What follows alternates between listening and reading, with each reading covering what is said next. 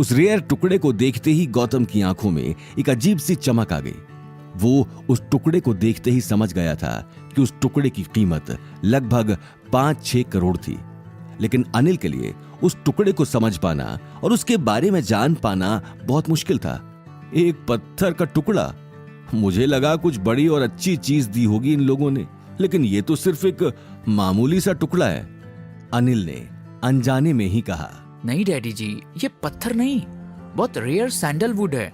मैंने इसके बारे में ऑनलाइन पढ़ा था। इसकी कीमत गोल्ड से भी ज्यादा है। ये ज्यादातर माउंटेन्स के टॉप पर ही पाया जाता है, लेकिन इसका मिलना भी बहुत रेयर है। गौतम की बात सुनकर अनिल भी उस स्टोन को हाथ में लेकर उसे ध्यान से देखने लगा। मैंने तो यहाँ तक भी सुना है कि इसे किंग ऑफ स्टोन भी कहते हैं। नॉर्मल लोग चाहे इसके बारे में नहीं समझते हो, लेकिन ये सच में बहुत वैल्यूएबल है। स्टोन के हाथ में आने से गौतम की आंखों में एक अजीब सी खुशी दिख रही थी, लेकिन गौतम की सारी बातें अनिल की समझ में नहीं आई। उसके तो सिर के ऊपर से ही जा रही थी। वो स्टोन को हर तरफ से ध्यान से देख रहा था, लेकिन उसे कुछ नया नहीं लगा। अब इसमें क्या स्पेशल है तो तुम ही जानो, मुझे तो कुछ समझ में नहीं आ रहा। मुझे तो एक पत्थर का टुकड़ा ही लग रहा है। दिखने में भी आम है और हाथ में लेकर भी कुछ अलग नहीं लग रहा। वैसे तो मुझे भी एंटीक चीजों का बहुत शौक है, लेकिन इसमें मुझे कुछ अलग नहीं लग रहा। अनिल ने हंसते हुए कहा और स्टोन गौतम को वापस दे दिया। अनिल की बात सुनकर गौतम ने आगे कुछ नहीं कहा। हालांकि वो भी यही चाहता था कि उस स्टोन के बारे में किसी को पता न चले।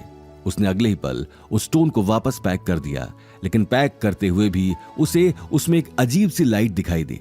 जरूर तुमने कुछ बड़ी मदद की होगी, तभी उस लड़की ने इतना महंगा गिफ्ट दिया है।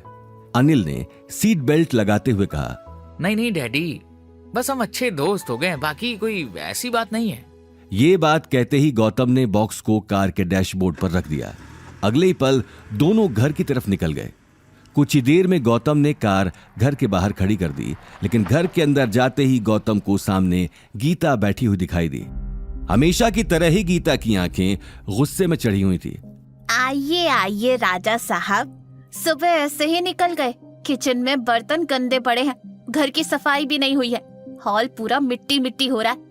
बाहर जाने से पहले तुम्हें दिखाई नहीं दिया, या फिर अब तुम्हारा काम करने का मन नहीं होता?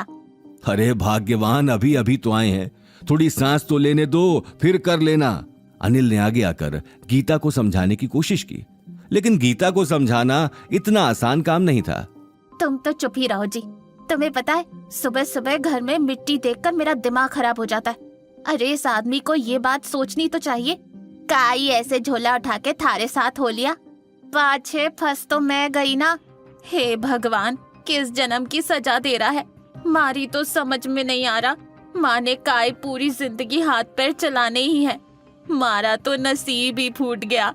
पता नहीं क्या मनहूस और कामचोर आदमी इस घर के पल्ले बंध गया है। ये बात कहते हुए गीता ने अपने सिर पर हाथ रख लिया और सोफे पर बैठ गई। अनिल ये देखते ही हल्की मुस्कान के साथ गौतम को देखने लगा। गौतम गीता की इन हरकतों को अच्छे से जानता था। वो बिना कुछ कहे किचन में चला गया। चलो अब ठीक है, तुम्हारे नाजुक हाथों को ज्यादा काम करने की जरूरत नहीं है, गौतम कर देगा काम। चलो अब रोना बंद करो। गौतम के जाते ही अनिल ने गीता को समझाते हुए उसके कंधे पर हाथ रख दिया। वहीं दूसरी तरफ गौतम ने किचन में जाकर बॉक्स को एक कोने में रख दिया और किचन में फैला हुआ काम निपटाने लगा।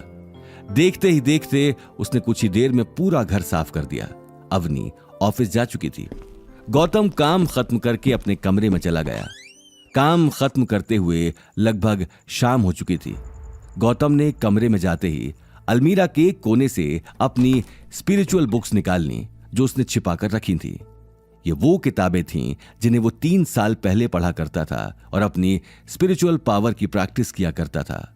आज एक बार फिर उसने अपनी उन्हीं किताबों को दोबारा खोल दिया और साथ ही बॉक्स में से स्टोन निकालकर उसकी पावर को फील करने लगा। वो बहुत देर तक उस पावर को फील करने लगा और अपने मुंह से भी अलग अलग तरह के मंत्र बोलने लगा। वो इन सारी बातों में इतना खो गया कि उसे टाइम का भी पता नहीं लगा। कुछ ही देर में अंधेरा हो चुका था और उसी वक्त अचानक अवनी कमरे का दरवाजा खोलकर अंदर आ गई। अंदर आते ही अवनी के होश उड़ गए। जब उसने गौतम को कुछ मंत्र बड़बड़ाते हुए देखा और कुछ अजीब अजीब सी किताबें सामने पड़े देखी, उसे अपनी आंखों पर यकीन नहीं हो रहा था। आगे की कहानी जानने के लिए देखिए अगला एपिसोड सिर्फ पॉकेट एफएम के यूट्यूब चैनल पर और रॉयल वारिस के सारे एपिसोड्स को सुनने के लिए डिस्क्रिप्शन में दी लिंक से डाउनलोड करें पॉकेट एफएम ऐप।